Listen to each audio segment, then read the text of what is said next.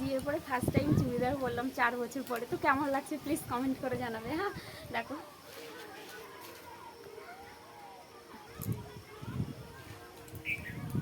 আজ তোমাদের একটা গাছের সাথে পরিচিত করে দেবো।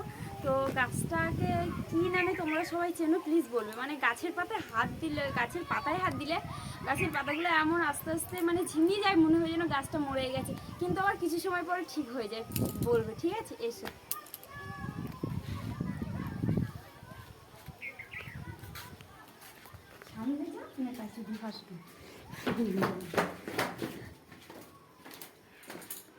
তোমাকে কেমন লাগছে প্লিজ কমেন্টে বলো।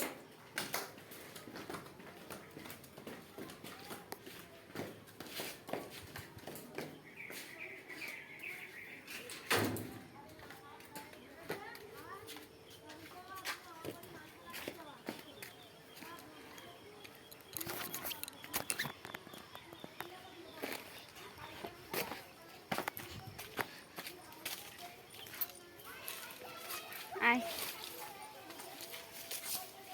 ধর, গাছের পাতা কি হাত দিয়েছে মনে হয়।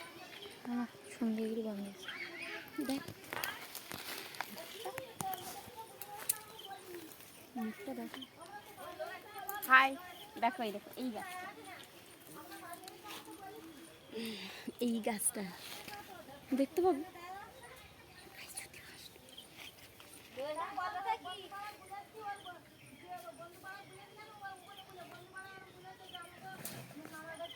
এই গাছটা দেখছো, এই দেখো হাত দিতেই কি সুন্দর হয়ে যাচ্ছে।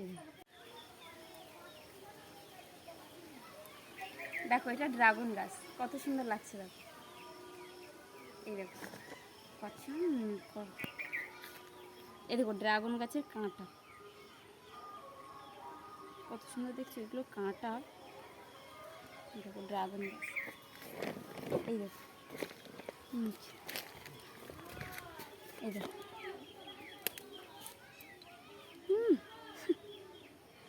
এই দেখো কত সুন্দর, এইখান থেকে উঠছে কত সুন্দরটা।